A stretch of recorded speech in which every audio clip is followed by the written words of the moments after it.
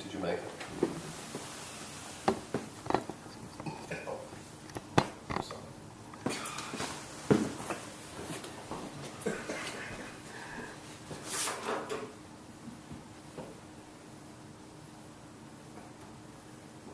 Hi, my name's John Hendon. I'll be giving a persuasive speech class for my Liberty University Communications class. And today I'll be speaking on ways we can prevent intoxicated driving. Now you're looking at a person who, back when he was a teenager and a young adult, actually drove intoxicated. Just by the grace of God that I didn't end up in jail or dead or hurt. Now, that probably won't shock people in today's society. But it might shock you that I did that and I lost my family as a young child to intoxicated driving.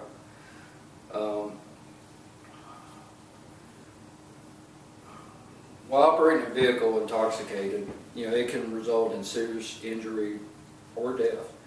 I'm going to go over some statistical data surrounding intoxicated drivers. I'm going to give you my personal story, how it affected me, and some realistic remedies to help prevent intoxicated drivers. As far as the statistics, according to Mothers Against Drunk Driving, an average every 40 minutes a drunk driver is killed. In 2007, they also stated nearly 13,000 people were killed in drunk driving related crashes. According to the Century Council, among those under 21 years of age, 1,398 people were killed in alcohol-impaired driving fatalities in 2009. The CDC stated of the 181 child passenger ages 14 and younger who died in alcohol-impaired driving crashes in 2009, about half were riding in a vehicle with an impaired driver. And the National Center for Statistics and Analysis, the rate of alcohol impairment among drivers involved in fatal crashes was 4 times higher during the night than it was during the day. Now, these are all facts, and you can get off the internet, but it really doesn't affect people. I hate to say it, it's just kind of foregoing facts. But I'm going to give you a personal story of how a drunk driver affected my life. I'll start out by showing this photo. This is a photo of my mom, my dad, and me back when I was 5 years old in 1965. This was at my grandparents', my dad's parents' wedding anniversary.